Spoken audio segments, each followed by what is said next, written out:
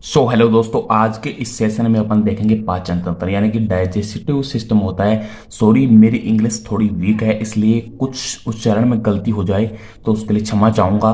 तो दोस्तों, आज अपन साइंस के फर्स्ट चैप्टर से पढ़ेंगे यानी कि पाचन तंत्र के बारे में कि पाचन तंत्र अपने शरीर में किस प्रकार से पाचन तंत्र काम करता है। और ये साइंस के एग्जाम पॉइंट रिव्यू से बहुत ही महत्वपूर्ण टॉपिक है, क्योंकि साइंस के एग्जाम कॉम्पिटिशन में इसका क्वेश्चन कहीं ना कहीं 2 या 3 क्वेश्चन अपने को देखने को मिलते हैं, तो उसी कारण ये बहुत ही महत्वपूर्ण टॉपिक है। तो सबसे पहले अपन पाचन तंत्र के बारे में अध्ययन करेंगे डिटेल से। और दोस्तों, मैं आपको बता दूं कि आप जो मेरे से पढ़ोगे उससे ज़्यादा कोई पढ़ा नहीं सकेगा, क्योंकि मैंने बहुत ही जीरो लेवल से उठाकर बिंदु को पूरे नोट्स में तैयार किया है। और उसके बाद में कोई भी अगर बिंदु छूटता है तो मुझे कमेंट बॉक्स में ज़रूर बताना आप।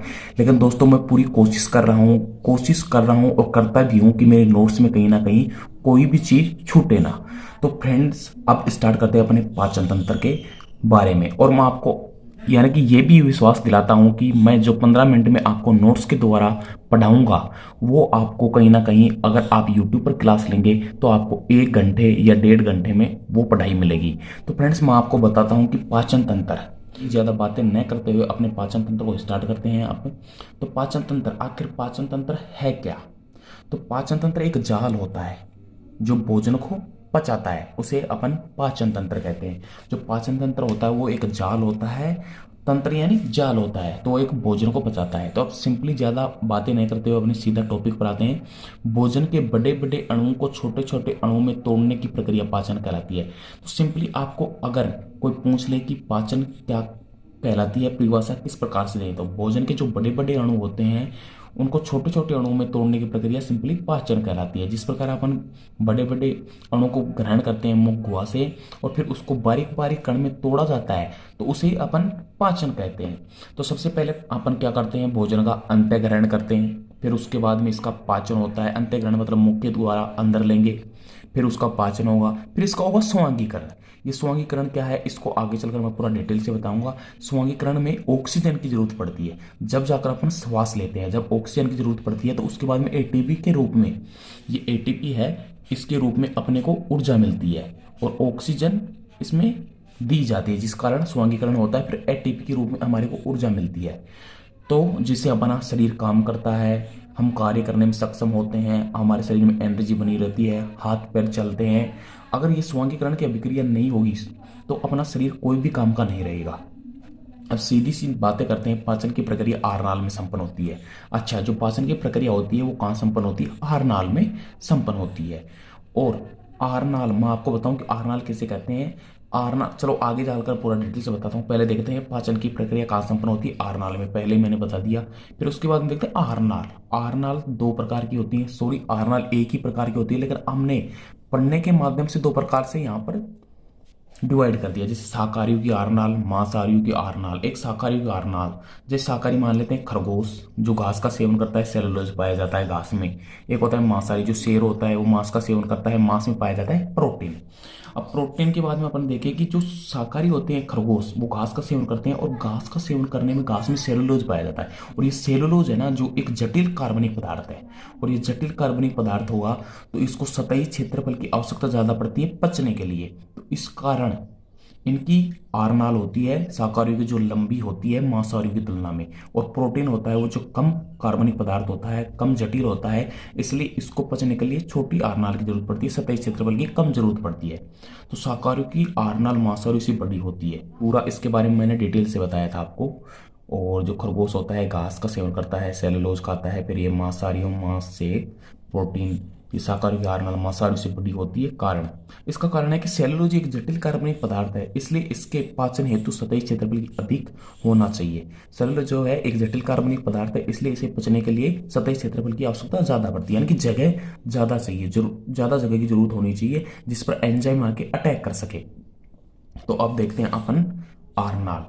ये देखिए आरनाल का मैं आपको पूरा बताता हूँ। जो आरनाल का मैंने एक छोटा चार्ट बनाया है, मुख गुहा से स्टार्ट होती है, गुद्दा तक खत्म होती है आरनाल। तो जिसके बीच में, मुख गुहा और गुद्दा के बीच में जो पार्ट है, इसे अपन बोलते हैं आहारनाल। ये देखिए, इस पार्ट को हम आरनाल बोलते हैं। मैं हाईलाइट कर देता हूँ, मैंने चार्ट के द्वारा बताया है। ये इस पार्ट को अपन क्या बोलते हैं? आहार नाल, मुख हुआ। और जिस सुबह अपन फ्रेश होते हैं गुदा, वो एनएस पार्ट होता है, उसको अपन बोलते हैं गुदा। और उसके बीच का जो भी पार्ट होता है उसे बोलते हैं आहार नाल।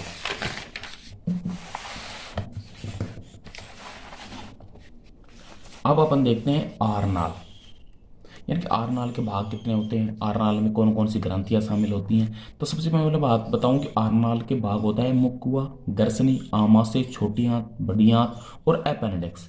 और इसमें कुछ पाचक ग्रंथियां भी पाई जाती हैं, वो सिंपली होती हैं लार ग्रंथियां, जठर ग्रंथियां, बोर्नर ग्रंथि, अग्नाशय, यकृत। तो आहार नाल की लंबाई देखते हैं। आहार नाल की जो लंबाई होती है वो 10 से 12 मीटर होती है। अपनी जो आहार नाल की लंबाई होती है वो 10 से 12 मीटर लंबाई होती है। तो आपको मैं डिटेल से बताता हूँ कि देखो, ये आर नाल का मैंने डायग्राम बना लिया। ये 10 मीटर और 12 मीटर। अच्छा, इसका डिफरेंस क्यों है कि कहीं ना कहीं शाकाहारियों की आर नाल होती है जो मांसाहारियों से बड़ी होती है, तो कहीं ना कहीं वो 12 मीटर हो जाती है, और मांसाहारियों की आर नाल 10 मीटर हो जाती है। 1 या 2 मीटर का इसमें फर्क रहता है। तो सबसे पहले अपन ये देख लीजिए डायग्राम जो मैंने बना रखा है पहले नोट्स में अपना। ये आर नाल का पूरा डायग्राम है जो यहाँ से मुख कुआ से और गुद्दा तक खत्म होता है। तो सबसे पहले भोजन जाता है मुख कुआ में, ये देखिए मैंने पूरा प्रदर्शित कर रखा है मुख कुआ में। फिर ये गर्सनी में, और फिर गर्सिका, फिर ये आमाशय हो गया, पेट कहते हैं जिसे, उदर कहते हैं। फिर इधर आ गया अग्नाशय, फिर ये यकृत, फिर ये पित्ताशय, फिर ये छोटी आंत आ गया, फिर ये अपेंडिक्स। और फिर उसके बाद में आता है ये बड़ी आंत, ये देखो ब्लू पेन में बड़ी आंत। फिर ये मलाशय जहाँ मल इकट्ठा होता है, फिर एक गुदा जिससे अपन सब फ्रेश होकर आते हैं। तो अपन मैं बताऊं कि सबसे पहले मुख हुआ में भोजन जाएगा, फिर गर्सनी से होकर गर्सिका में, और फिर आमाशय से फिर आएगा अग्नाशय। अग्नाशय में भोजन नहीं आता, सीधा निकल जाता है। अग्नाशय पार्ट यहाँ पर जुड़ता है, इसका भी आहारनाल में बहुत रोल अदा है। फिर यकृत, फिर पित्ताशय, गोल ब्लेडर कहते हैं जिसे यकृत। यकृत को अपन कहते हैं लीवर, छोटी आंत। फिर उसके बाद में आ गया ये अपेंडिक्स जो छोटी आंत और बड़ी आंत के बीच में जुड़ा होता है, यानी छोटी आंत के लास्ट हिस्से में और बड़ी आंत के प्रारंभिक हिस्से में जुड़ा होता है और लटका हुआ पार्ट होता है, इसे बोलते हैं अपेंडिक्स। फिर हो गया ये बड़ी आंत, फिर मलाशय, फिर गुदा। अब इनके बारे में अपन डिटेल से सभी के बारे में अध्ययन करेंगे कि मुख हुआ में क्या क्या पाया जाता है, किस प्रकार से काम करता है। तो सबसे पहले मैं आपको बताऊं कि मुख हुआ में पाया जाता है दांत, जीभ, यवला, लार ग्रंथियां। अच्छा, दांत का क्या काम होता है, जीभ का क्या काम होता है, यवला का काम क्या होता है, लार ग्रंथियां क्या काम करती हैं, किस प्रकार से अपने भोजन में सहायक है, भोजन को पाचन करने में सहायक है। तो सबसे पहले देखते हैं अपन दांत। तो अब देखते हैं अपन दांत। अच्छा, दांत की सबसे पहले अपन संरचना बना लेते हैं। ये देखिए, ये दांत की संरचना है। अब संरचना कुछ इस प्रकार से अपने दांत की होती है। तो दांत के जो ऊपरी ऊपर का पार्ट होता है वो सफेद परत होती है, आपको पता है सिंपली कि सफेद पार्ट अपने को दिखाई देती है। फिर उसके बाद में नीचे वाला पार्ट होता है और इनेमल शरीर का सबसे कठोर भाग होता है, सॉरी, यही जो सफेद परत होती है उसे अपन इनेमल बोलते हैं साइंस की भाषा में। और ये शरीर का सबसे कठोर भाग होता है, समझ रहे हो मेरी बात, जो कैल्शियम कार्बोनेट से बना होता है, कैल्शियम कार्बोनेट और CaPO4 कैल्शियम फास्फोरस से बना होता है। ये सबसे कठोर भाग होता है, जब ये तो नहीं टूटता, कभी गिर जाते हैं बच्चे, उठते हैं फिर गिर जाते हैं, अपन भी कई बार गिर जाते हैं, तो तब ये दांत डैमेज नहीं होता क्योंकि ये सबसे कठोर भाग होता है जिसे अपन इनेमल कहते हैं। ये कैल्शियम कार्बोनेट और कैल्शियम फास्फोरस से बना होता है। फिर इसके बाद में नीचे देखते हैं, ये देखिए ब्लू पेन में जो आपको दिखाई दे रही है, इन्हें बोलते हैं अपन तंत्रिकाएं। जो तंत्रिकाएं होती है, आपको पता है कि तंत्रिकाओं का क्या काम होता है, कि सिंपली इतना तो पढ़ ही लिए होगे पहले यार, 7वीं 8वीं क्लास में इस तंत्रिकाओं के बारे में पढ़ा दिया जाता है कि ये सूचनाएं देती हैं, यानी कि सूचनाएं प्रसारित करने का काम करती हैं। और फिर नीचे मस्तिष्क के द्वारा जुड़ी रहती हैं तंत्रिकाएं। ये मस्तिष्क है तो इसको सूचना देती है कि भोजन आ गया है, अब अपना काम चालू कर दे भाई, इसको पचाना चालू कर दे। और ये देखो, रेड कलर में कुछ इस प्रकार से घुमावदार दिखाई दे रही है, देखिए, तो इसको बोलते हैं डेंटिन। और ये डेंटिन के बीच में होता है अपनी तंत्रिकाएं जुड़ी हुई होती हैं। जैसे मसूड़ों के नीचे नहीं होता, ये मसूड़े होते हैं, तो मसूड़ों के नीचे डेंटिन पाया जाता है, फिर डेंटिन के अंदर पाया जाता है तंत्रिकाएं। अब देखते हैं अपन दांत कितने प्रकार के होते हैं। तो सिंपली अपन देखें, उत्पत्ति के आधार पर दांत दो प्रकार के होते हैं। मानव की उत्पत्ति के आधार पर दांत दो प्रकार के होते हैं। एक तो होता है दूध के दांत, एक होता है वयस्क दांत। जो दूध के दांत होते हैं, यानी बच्चों में दांत आते हैं, अपने दांत आते हैं, वो होते हैं 20। और वयस्क दांत होते हैं 20+12, यानी कि ये दांत 2 बार आते हैं जीवन में। एक बार दूध के आते हैं, फिर उसके बाद में टूट जाते हैं, फिर टूटने के बाद 20 2 बार आते हैं, फिर ये 12 और प्लस होते हैं, फिर ये 32 दांत हो जाते हैं। तो 20 दांत हैं उनको कह गए अपन अस्थायी दांत, और इन 12 दांतों को स्थायी दांत, यानी कि ये जीवन में एक बार आते हैं, ये 2 बार आते हैं। तो कुल टोटल मानव के कितने दांत होते हैं? 32। अब देखते हैं संरचना तथा कार्य के आधार पर दांत, यानी कि संरचना तथा कार्य के आधार पर आप धातु को अपन अध्ययन करते हैं कि किस प्रकार से कार्य करते हैं और किस प्रकार से इनका कार्य होता है और कितनी प्रकार के ये दांत होते हैं। तो सबसे अपन पहले देखते हैं कि जो कर्तनक होता है, इंसाइजर, सबसे पहला प्रकार होता है अपने दांतों का कर्तनक, इंसाइजर। जो सामने वाले आपको दांत दिखाई देते हैं, सामने जो एकदम खड़े दांत दिखाई देते हैं, उनको बोलते हैं अपन इंसाइजर। ये 4 नीचे होते हैं और 4 ऊपर होते हैं, तो कितना हो गया? 8। यानी कि ये छोटे बच्चों में भी आ जाते हैं वयस्क दांत, छोटे बच्चों में भी आते हैं। ये देखो बच्चों में, ये वयस्क में भी आते हैं, बड़ों में भी। फिर इनका कार्य क्या होता है? काटना। ये कोई भी चीज को काटने का काम करते हैं। फिर उसके बाद में दूसरा प्रकार देखते हैं रदनक, कैनाइन, जिसे अंग्रेजी में बोलते हैं कैनाइन, रदनक बोलते हैं। जो तिरछा नुकीला दांत नहीं होता, इनके बाद में जैसे 4 दांत खत्म होते हैं तो उनके बाद में एक नुकीला सा दांत होता है जिसको अपन सुपारी फाड़ने में काम में लेते हैं। सुपारी होती है, पुड़ी होती है, जो भी लोग खाते हैं वो केवल उसको काटने में काम लेते हैं।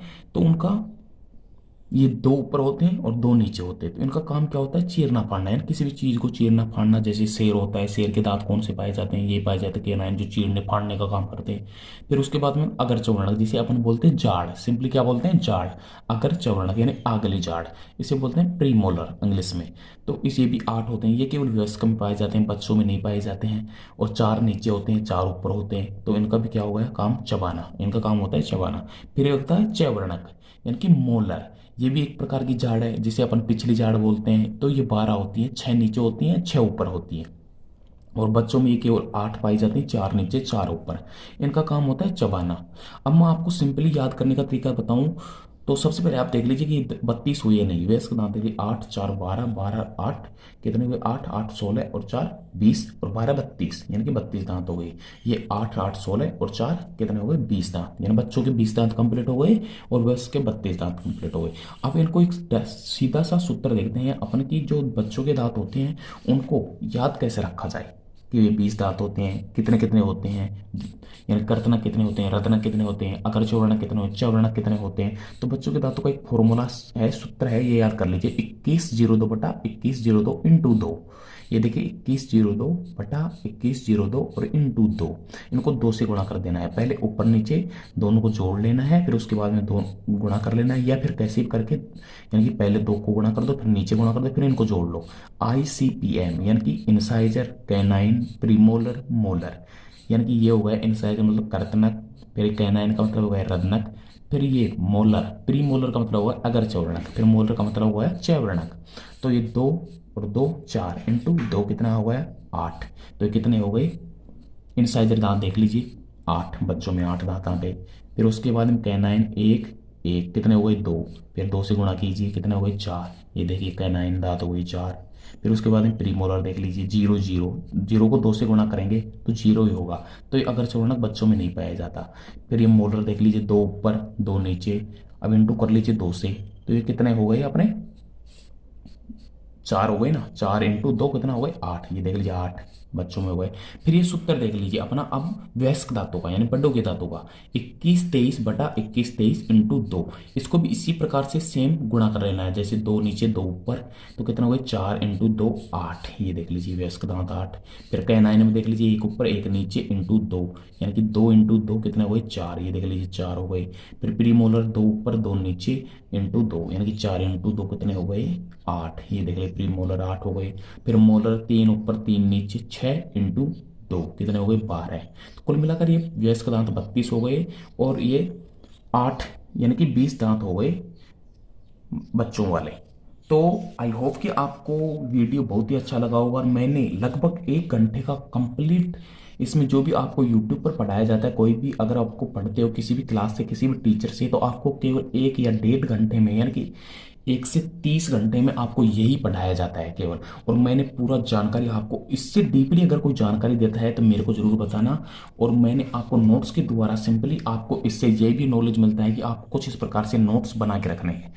और आई होप कि आपको वीडियो अच्छी तरीके से पसंद आया होगा, समझ में भी आया होगा। वीडियो में मैंने जो जानकारी दी पाचन तंत्र के बारे में, तो नेक्स्ट वीडियो में अब बातें करते हैं अपन किसके बारे में? जीभ के बारे में। सिंपली अपन नेक्स्ट वीडियो में जीभ के बारे में बात करेंगे। तो इससे पहले मैं आपको बता दूं कि जो अपन दांतों की जो वो लिखा था, आपने देखा था, उसके बारे में पहले बता देता हूँ। मैं थोड़ा सा लिखवा देता हूँ आपको कि दांत, जो अपने दांतों का कार्य देखा था, तो उसके बारे में मैं पहले आपको लिखवा देता हूँ।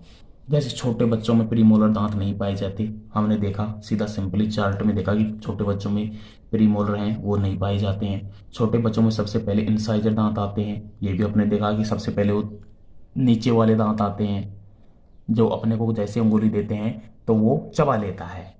फिर चूहा इंसाइजर दांतों की लंबाई को कम करने के लिए वस्तुओं को उतरता रहता है। जो चूहा होता है वो इंसाइजर दांतों की, इसके भी इंसाइजर दांत आते हैं, वो अपनी दांतों की लंबाई को मेंटेन करने के लिए इसको कुतरता रहता है। चूहे को मजा नहीं आता कि वो वस्तु को कुतरता रहे। इसके बारे में आपको पूरा डिटेल से कल बता दूंगा, कल की वीडियो में, क्योंकि टाइम है ना बहुत ज़्यादा हुआ है। सॉरी, चलो पहले अभी बता देता हूँ कि जो चूहा होता है उसको मज़ा नहीं आता, वो अपनी वस्तुओं को, बनियान को या फिर अंडरवियर को, कपड़ों को अपने को काटता रहता है, कट कट, उसको मज़ा आ रहा है। लेकिन ये कारण नहीं है। जो चूहे के दांत होते हैं वो होते हैं इंसाइजर, यानी नुकीले दांत होते हैं, कुछ इस प्रकार से, दो ऊपर के दो नीचे के। और ये कुछ इस प्रकार से होते हैं इसके दांत, दो ऊपर के दो नीचे के। अब मैं आपको बताऊं कि ये काटता क्यों है, आखिर इसको मजा थोड़ी आता है। लेकिन इसमें क्या होता है कि चूहे में के जो इंसाइजर दांत होते हैं वो लगातार बढ़ते रहते हैं, लगातार बढ़ते रहते हैं। तो इसलिए इसका जब जन्म होता है तो इसके मम्मी पापा पहले समझ आ देते हैं कि देख लाल, अगर तू अपने दांतों की लंबाई को मेंटेन करना चाहता है, अपनी जिंदगी जीना चाहता है, मरना नहीं चाहता, तो तेरे को अपने ऐसा कुछ ना कुछ काटते रहना है, जिससे अब तेरे दांतों की लंबाई है जो निरंतर बढ़ेगी नहीं, और बढ़ेगी जितना घिसता भी रहेगा, यानी कम भी होता रहेगा, और जिससे तेरी जान बच सकती है। अगर तू दांतों की लंबाई को मेंटेन नहीं रखेगा, यानी कि कोई चीज़ नहीं काटेगा, तो तेरे दांतों की लंबाई धीरे धीरे धीरे धीरे कुछ इस प्रकार से बढ़ती रहेगी, और निचले वाला जबड़ा ऊपले वाले जबड़े में और ऊपले वाला जबड़ा निचले वाले जबड़े में ऐसे दस के पूरा तेरा मुंह है जो ब्लॉक हो जाएगा, और तेरी डेथ हो जाएगी, तू खत्म हो जाएगा। तो पहले इस लाल को समझा दिया जाता है कि तू, तेरे को हमेशा काटते रहना है, कि लोगों की चड्डी काट, बनियान काट, कुछ मिले जो ही काट, लगा रहे तू, तेरे को काम केवल काटना है। और आप देखते हैं हाथी के बाहर निकले हुए दांत इंसाइजर होते हैं। जो हाथी के बाहर निकले हुए बड़े बड़े दांत दिखाई देते हैं ये भी इंसाइजर ही होते हैं। जब तो ये तुरंत किसी भी चीज को चीर देता है, फाड़ देता है, जैसे केले का पेड़ दिखाई देता है, बीच में से धसा देता है। तो अब देखते हैं दांतों के आधार पर अपन मानव क्या क्या बोलते हैं। तो दांतों के आधार पर मानव को द्विवार दंती बोला जाता है। क्यों बोला जाता है? क्योंकि मानव में दो बार दांत आते हैं, एक बार तो दूध के आते हैं, फिर वयस्क दांत आते हैं 12। फिर इसको बोला जाता है विषम दंती। विषम दंती इसलिए बोला जाता है मानव को क्योंकि इनका कार्य होता है ना वो अलग अलग होता है। फिर उसको बोलते हैं गर्त दंती। मानव को ग्रंथ दंती भी बोला जाता है। क्यों बोला जाता है? क्योंकि गर्त में स्थित होते हैं, जैसे मसूड़ों में स्थित होते हैं, यानी कि गर्त में स्थित होते हैं, अंदर की तरफ स्थित होते हैं, और इसी कारण अपन गर्त दंती बोलते हैं। तो अगले चैप्टर में, अगले पार्ट में अपन देखेंगे कि जीभ के बारे में। हमने दांतों का अध्ययन कर लिया, जीभ के बारे में देखेंगे। फिर अपन देखेंगे यवला के बारे में कि जीभ का क्या कार्य है। जीभ, आज की इस वीडियो को यहीं पर एंड करता हूँ। तो वीडियो को जरूर लाइक करना, और चैनल पर नए हो तो चैनल को सब्सक्राइब जरूर कर लेना, क्योंकि मैं आपको कंप्लीट कहीं ना कहीं साइंस कॉम्पिटिटिव एग्जाम से जो महत्वपूर्ण टॉपिक है वो कंप्लीट इस चैनल पर आपको देखने को मिलेगा। तो आई होप कि आपको वीडियो पसंद आई होगी। तो पसंद आई तो लाइक जरूर करना। मिलते हैं नेक्स्ट वीडियो में।